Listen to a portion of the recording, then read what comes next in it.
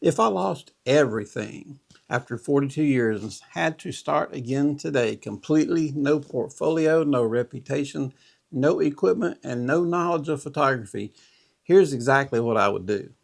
I would not try to learn photography the way people are doing it today.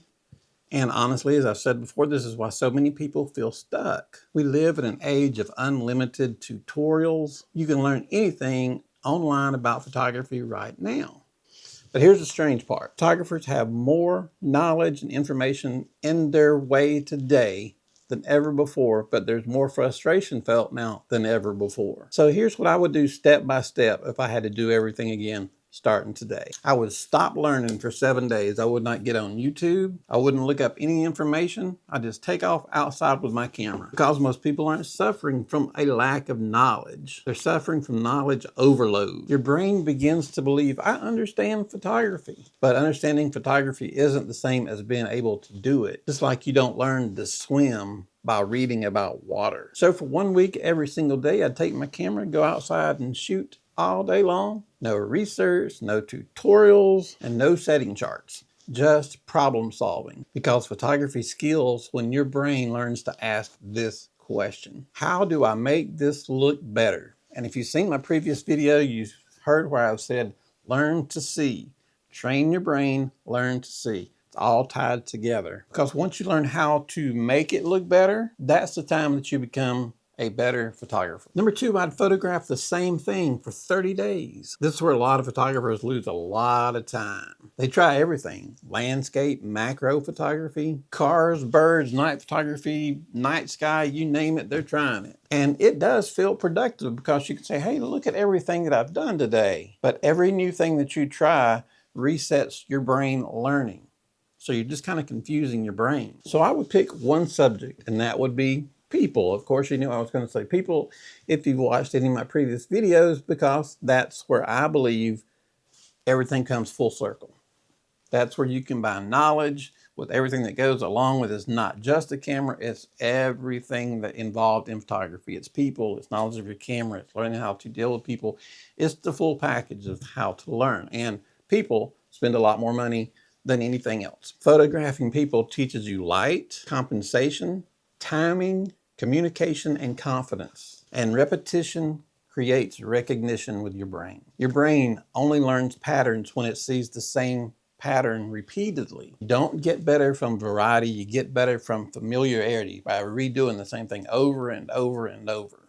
That's the way I learned. I remember I worked forever one time. I was probably 2 years into it maybe, and I remember I had learned to process film before I learned to shoot. It was a very close time period, but it was a 1-hour photo that had a studio in the background, but I was hired on and learned to process and print first. Didn't take me long to get back in the studio, but nonetheless, I did start learning, processing, and printing first, which was good because I got to see all the mistakes people made and what it looked like. So I knew that if I shot it like this, oh, it's going to look like that picture I processed yesterday, and you don't want that. So just train your brain, learn the repetition, the easy for me to say, familiarity. Still didn't get it right. Step 3, very important. I would learn light before learning camera settings. I know that sounds backward. Most photographers start with aperture, shutter speed, and ISO. And that's what you're kind of trained to do. That's what 95% of people are going to train you to do. But great photographers do not look at the camera first. Again, what do you think is coming next? What have I said over and over the last few days? Think about it for a second. Great photographers look at light. If I started today, I would spend a full week just walking around looking at light, doing something unusual. I would go outside at different times of the day and look at how I'd take my wife outside and stand her over here, and how is the light falling on her at 11 o'clock and noon and 2 o'clock and 4 o'clock and the golden hour, and those times, how does the light fall on her? How does it look different? Wouldn't be taking any pictures. I'd just be looking at light, learning the light. You just want to observe. You want to learn, when does the face look good? You want to learn where the shadows look soft. And you got to know when shadows become harsh, because you don't want harsh shadows. Because once you learn light, everything on the camera becomes much more simple to understand. Now it's all starting to click. You've got the repetition in your brain. You know what you're looking for. You know how to make it happen in your camera. If you don't understand light, a $5,000 camera will not save you. You need to learn light repetition skills. I can walk into a room with most photographers, and I've had some fun with some photographers through the years, walk into a church and just look at a spot and say, yeah, we're going to shoot that at 1/80th of a second, f2.8, ISO 400. And they'll meter it. They'll be like, no, they'll meter it. Like, dang, you were a fourth of a stop off.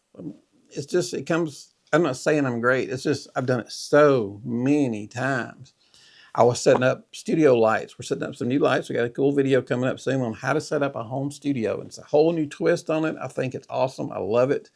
So pay attention for that. But when I was setting them up, I did that again. I thought, let me see if I can tell what this needs to be without my meter. And I was off by 2/10 of a stop. So I was pretty proud of that. It's been a while since I tried that. So once you get it learned, it's going to stay there pretty good. So it's nice to be able to know that, because that saves you a lot of time when you can instantly look at something and go, okay, this is what I need. My dad did construction for over 40 years.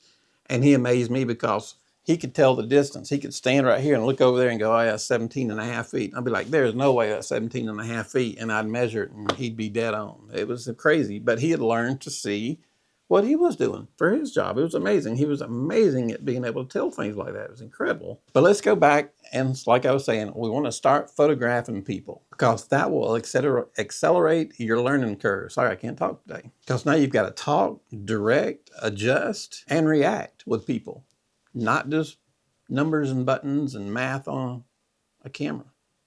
You're dealing with actual real people, real situations. Then suddenly you learn photography is not really a camera job. It's a communication job. You've got to be able to communicate with people.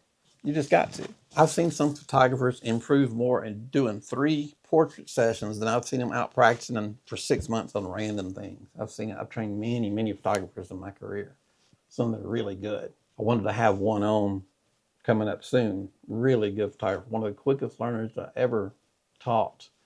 And a little bit older than me, and boy was he good. He had a few, he tried to overdo things. He was a perfectionist, so I had to get on him a little bit about reshooting the same shot over and over. Even though it looked right, he was trying to get it exactly 100% perfect instead of 98% perfect. When you're doing a wedding, you have to keep things moving fast. So once I got that through his head, his pictures were absolutely amazing. He got to the point where I was letting him shoot my receptions. If we had 2 or 3 weddings in a day, I would go do the beginning and hand the reception off to him. And sadly, he passed away last Thanksgiving. It was quickly. And it was just suddenly, and we didn't know. He ended up, doctor said he had brain cancer, and just a few weeks later, he was gone. So I really hate that, because I really wanted you guys to meet him. He was a great guy. And he was funny. You guys would have really liked him. I've reached for the phone to call him, because I like to run ideas by him, and I've missed, I'll pick up the phone every now and then and go, oh man, I can't call him anyway. And I really hate that. But he was a great guy. He really was. And you guys are going to miss out not being able to hear from him. His humor and his laughter and his ideas, he had a way of seeing things differently. We'd bounce ideas off of each other. He would see one thing, I would see another, and that doesn't make either one of us right. We saw things, we would see the same thing and see it in kind of 2 different ways. So he was really good at what he did. And I miss him. I do. But confidence will come from photographing people, and money also. And I know that's kind of important to some of you. Number 5, I would limit my gear. If I started today, I would use 1 camera and 1 lens. And you think, well, why would you do that? And I think it's because gear options will create slower learning, because if you only have 1 lens and 1 camera, then you're forced to do everything with that 1 lens and that 1 camera. You're forced to see everything that 1 lens and camera will do without going, oh, that looks good. Oh, but let me run grab my other lens. I think it'll be a little better. Oh, let me run grab the other camera. So I think it's a little better in lower light. And see, that's distractions. That's not learning. When photographers struggle, they often think it's the gear when it's not. Equipment doesn't fix the observations, but constraints fix creativity. When you have only 1 camera and 1 lens, your brain will start solving problems with that 1 camera and that 1 lens. And many photographers from way back in the past became great, and they only had limited equipment. But I think that helped them more than it hurt them.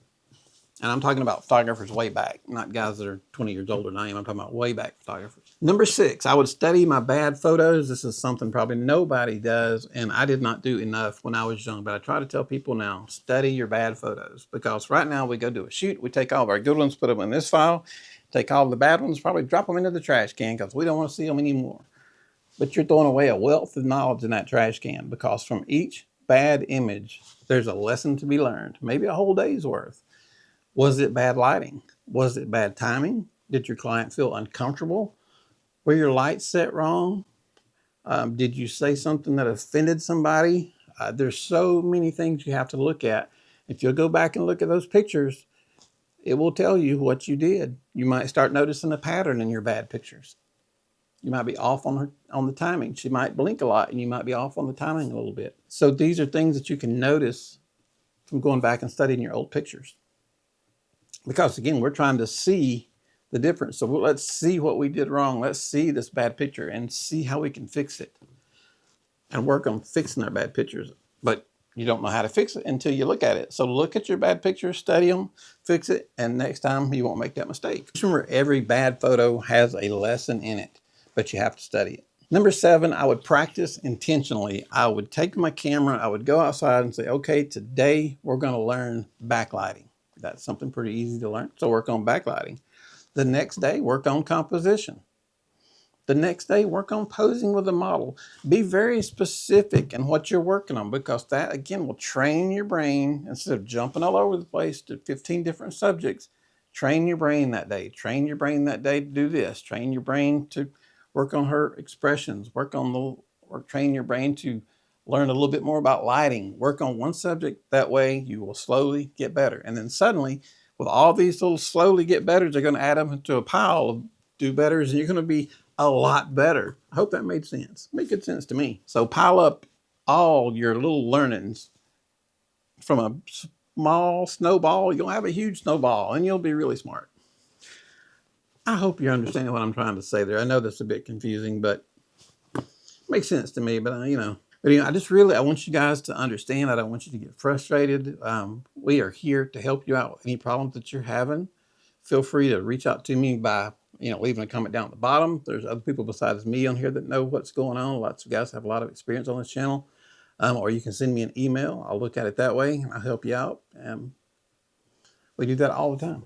And I enjoy it because I was taught by people, and now it's my turn to pay it forward. I remember when I was the young kid that everybody was trying to help, and now I look around and I'm the older guy now. I'm one of the few that, from all the guys that trained me, there's nobody left that's still shooting, just me.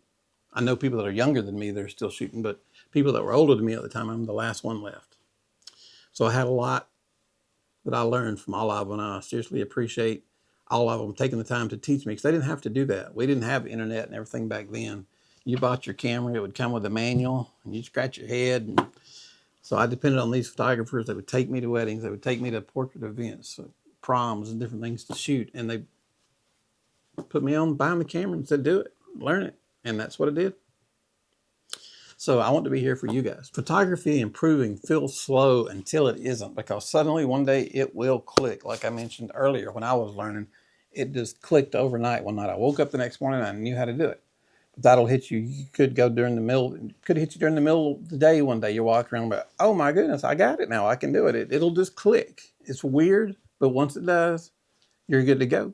Like, I haven't rode a bicycle in a long time. It's been years, but I still know how to ride one. Probably not as good as I used to be able to, because I'm getting older now, but I still know how to ride a bicycle. So with all these little practices that I'm having you do, one day you're going to walk into a room and you're going to instantly know where to stand, where to place your subject, and when to press the shutter. And that's not talent. That's accumulated decisions. All the little learnings that have come together that we put together now are now working for us. I just want you guys to know that it can be frustrating trying to learn. Just don't give up. You just got to stay at it. It's a lot of fun. If you're a hobbyist, it is a lot of fun. If you're working to be a professional, make money, it's still a lot of fun. But you got to really know the full circle of things. You can't just know the shutter. You can't just know the exposure triangle. You have to know everything. You have to know people, you have to know the camera. But you can do it. If I can do it, anybody can do it, that's for sure. So in closing, if I started today, I would not try to become a great photographer. I would try to become a consistent photographer, because shooting weddings, if you're amazing one week, you're below average the next, you're amazing the next, and then you're back to average, that's not going to get you where you need to go. You need to be consistently good. You don't have to be consistently absolutely amazing, but you have to be consistently good, consistently above average, and consistently better than your competition to get ahead and stay ahead. I've got brides now that can see each other's pictures and they'll go, Daniel shot your wedding, didn't he? And they'll say, yeah, how'd you know? But they can tell my style. And that's very cool to have people know your style. I don't put my name in the bottom of the picture. There's nowhere in the bottom right corner that says Daniel Martin or anything. The only place we copyright our pictures are on the back of the photograph. I never in my entire career wanted my name on the front of a picture. I shot some pictures of President George H. Bush back when he was vice president for Ronald Reagan. And I did sign some of those because some people wanted some copies of them, and I took a pen and I signed my name on those. But normal with pictures, I don't sign. I just don't think they're paying for pictures of them and they don't want my name in the bottom, so I don't put my name down at the bottom. But I appreciate you guys listening. I hope we're helping. We're here for you. Drop me an email, drop me a message down at the bottom. Let me know what you're struggling with. I'll be glad to help you. You know, like I said, I just want to pay it forward because so many people helped me. Don't get frustrated. Don't give up. And let us help you out. Join our community of people. We've got people that are beginners. We got people with more experience than I've got. So we got something for everybody. So guys, with that said, I appreciate it. Let me know what's going on. Let me know what you'd like to see in some upcoming videos. And coming up soon, we're going to have a in-home photography studio, a small one. It's just a one-room, small photography studio. I'm in the process of setting it up right now. It's one that I've never done this type of studio before. It's almost set up. I've still got a few pieces coming in that we're going to be setting up, and I think you guys will be amazed. If you are a home photographer, work out of your home, and you don't have enough room for a large studio, but you've got enough where you can do headshots or maybe 2 people engagement, this will be perfect. And there's a spin on it that you probably haven't seen before, and I think it is absolutely amazing. And I can't wait to show it to you guys. Anyway, I appreciate it. That video will be out close to the end of the month. Appreciate it. Appreciate your time. Thank you for everything. And we're here for you again. Just let us know what you need. Y'all have a good day. Thanks.